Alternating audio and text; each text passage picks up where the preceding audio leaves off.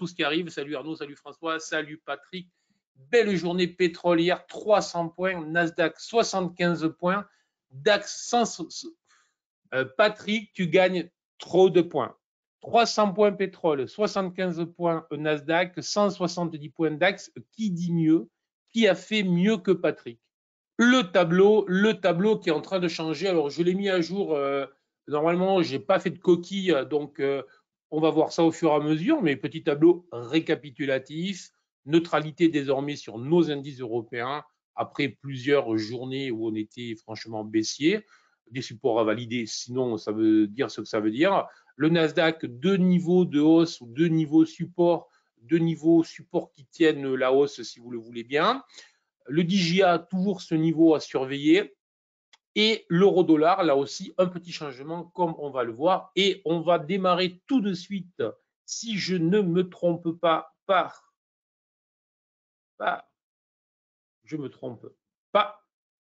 le pétrole, puisque sur le pétrole, hier, je vous proposais un plan haussier sur le pétrole. Alors, c'était un plan haussier agressif, un plan haussier contrarien, mais c'était un plan haussier qui tenait compte du fait que nous avions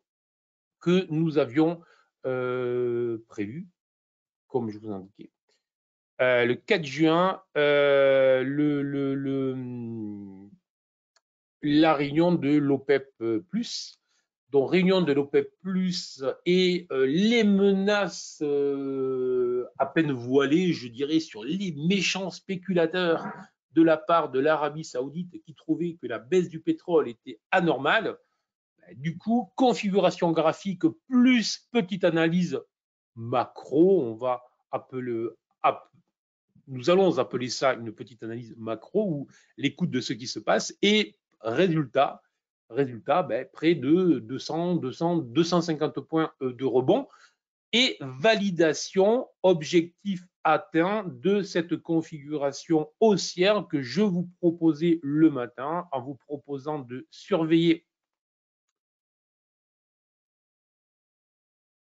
alors je vous la redessine au cas où pour les étourdis ou pour ceux qui connaissent mal ces configurations graphiques de base.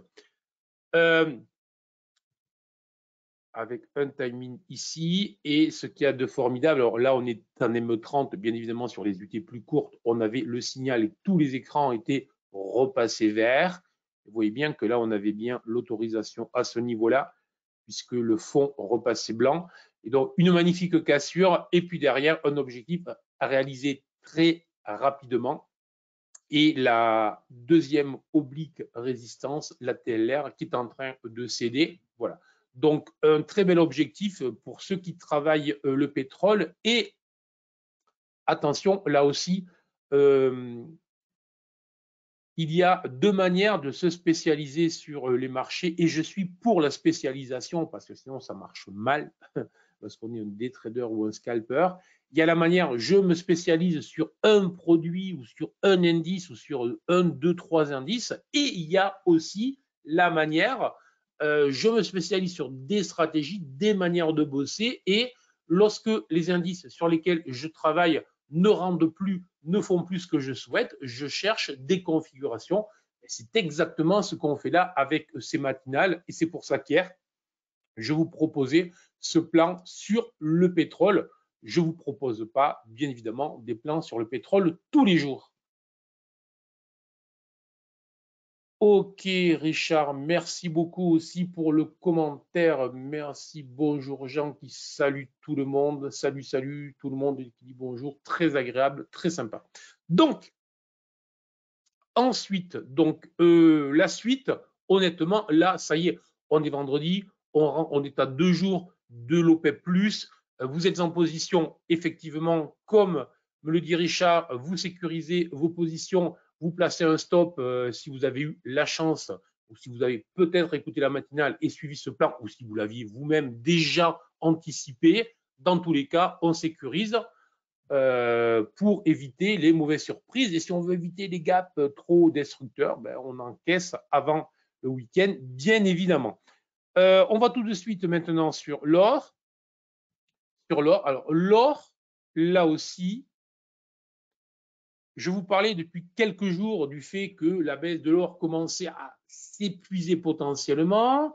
Et hier, je vous proposais là aussi un plan assez basique, hein, mais vraiment en plus avec GTAS, le gros avantage, ben, c'est vraiment aller vers ça, aller vers un trading réellement beaucoup très à aller voir la vidéo que j'ai faite sur la chaîne YouTube et dont je vous parle souvent. Et là, hier, je vous proposais de surveiller la cassure tout simplement de cette TLR, donc de l'oblique ici. Alors, on va la mettre en rouge pour que les choses soient claires. Résistance. Et en plus, elle s'est faite en breakant, en cassant le nuage. On a eu ici une cassure. On a eu le pullback et le contre-pullback, alors que tous les indicateurs étaient repassés vert en plus sur cette UT. Donc, un magnifique signal d'achat qui suivait là aussi le plan imparable, très simple à réaliser. Et puis derrière, je veux dire, ben on va aller chercher des zones résistance suivantes et depuis, ça bloque. Donc, selon comment vous rentriez, il y avait entre 15 et 22 points à prendre. Donc, franchement, ça vaut le coup. Et là aussi, un trading très efficace, mais qui ne demande pas de se tordre la tête dans tous les sens dès lors que l'on suit les plans que l'on fait le matin. Donc, ben, voilà, deuxième plan hier qui a très bien fonctionné. Et on en arrive à aussi l'euro-dollar. Donc aujourd'hui, je commence par les trois produits sur lesquels d'habitude je termine, parce qu'hier, justement, en terminant, je vous fais trois plans sur ces trois sous-jacents plutôt. Mais hier aussi, je vous proposais un plan sur l'euro-dollar qui ressemblait encore une fois, comme le pétrole, à une ETEI, une épaule tête-épaule inversée. Là aussi, on peut la dessiner.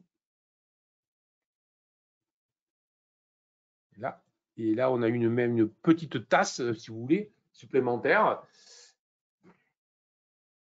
Et ben, il fallait surveiller tout simplement, effectivement, la cassure de cette zone, si ça breakait. Et je vous disais bien, au-delà de 1,0710, hein, je vous avais mis cette zone en bleu,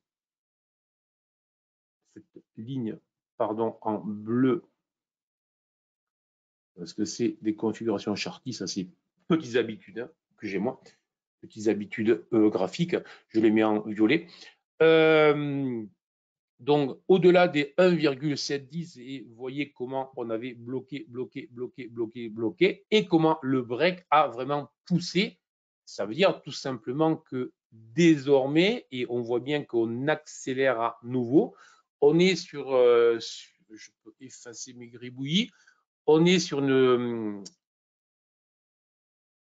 sous-jacent, l'euro-dollar, qui est en train de retourner la tendance qu'il avait, puisqu'il était baissier depuis maintenant, là aussi, plusieurs semaines.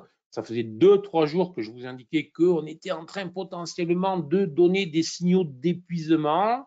Et après, il fallait que l'on break les 1,077. Hier, en affinant 1,0710. Derrière, c'est 1,08. On se rapproche des 1,08. Et au-delà des 1,08, vraiment, on aura potentiellement un retournement validé.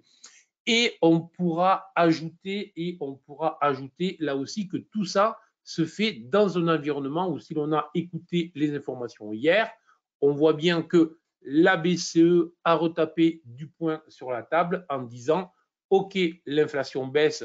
C'était un peu le discours ambiant, rassurant que tenaient à peu près tous les gérants. Mais la BCE a dit ça baisse très bien, mais pas suffisamment vite. Et donc, il va falloir continuer à taper. Taper, ça veut dire hausse de taux à venir. C'est le 14 juin, si je ne dis pas de bêtises, ou le 15 juin. Enfin, c'est dans 2 semaines. C'est la semaine prochaine. C'est dans 2 semaines. Je vais y arriver. La prochaine réunion, ça va être le 14 juin, c'est ça. ou le 15 juin. Et c'est dans 2 semaines la prochaine réunion de la BCE. Et donc, a priori, on attend vraiment encore une hausse de taux et probablement une autre en juillet. Donc, très clairement, réaction normale des cambistes, réaction normale des opérateurs, vous achetez l'euro contre le dollar. Tout à fait normal. Excellent, ok, ça marche. Très, très, très, très bien vu, Richard. Félicitations à toi. Voilà, donc voilà pour les 3 plans sur 3 sous-jacents que d'habitude on fait qu'à la fin. Vous voyez, je pense que ça vaut le coup, peut-être aussi de rester jusqu'à la fin parce que, et ça diversifie, on n'est pas obligé de faire que des indices et que des indices. Allez,